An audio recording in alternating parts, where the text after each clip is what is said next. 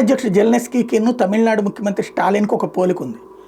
ఎవడి కోసమో ఎవడో పనిచేయడం. అక్కడ ఉక్రెయిన్ అధ్యక్షుడు ఎవరైతే జెలెన్స్కీ అమెరికాకి సంబంధించినటువంటి పని కూడా కాదు, యూరప్ దేశాలు, నాటో దేశాలు, అమెరికా వీళ్ళందరి యొక్క పనికి తన దేశాన్ని తీసుకెళ్ళి తనఖా పెట్టుకొచ్చాడు. అట్లాగే ప్రయోజనమేమో అతను పొందాడు, తన దేశం నాశనమైంది. ఇప్పుడు తమిళనాడులో సేమ్ జరుగుతోంది. స్టాలిన్కి ఏంటి సంబంధం? తన రాష్ట్రానికి సీట్లు పెరుగుతాయి, అట్లాగే అన్ని రాష్ట్రాలకు సీట్లు పెరుగుతాయి. కానీ ఏంటంటే 2026లో జరగబోయేటటువంటి ఎన్నికల్లో తన పార్టీ పరిస్థితి ఏమవుతుందోనని భయపడ్డటువంటి వాడు కథ మార్చేసి నాటకాలు ఆడుతున్నాడు.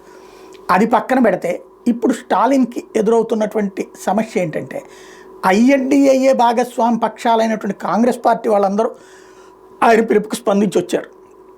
అది రేవంత్ రెడ్డా, డికే శివకుమారా, ఇట్లాంటి వాళ్ళందరూ.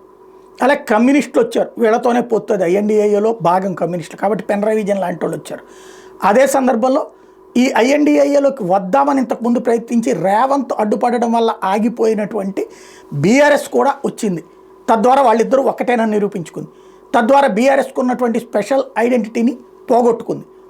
ఇకపోతే జగన్ జలక్కిచ్చాడు.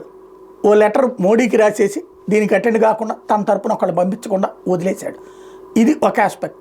మమతా బెనర్జీ వాళ్ళ టీం రామని ప్రకటించేసి అసలు దక్షిణాది మీటింగ్కి అక్కడ వాళ్ళని పిలవడం ఏంటో అర్థం కాలేదు. అది ఒకటి.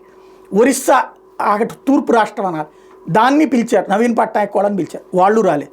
ఫైనల్గా ఏంటయ్యా అంటే ఐఎన్డిఏ భాగస్వామి పక్షాల్లో ఉన్నటువంటి కొంతమందిని బయట నుంచి వచ్చినటువంటి బీఆర్ఎస్ వాళ్ళకి భోజనాలు పెట్టి పంపించినట్టయింది స్టాలిన్.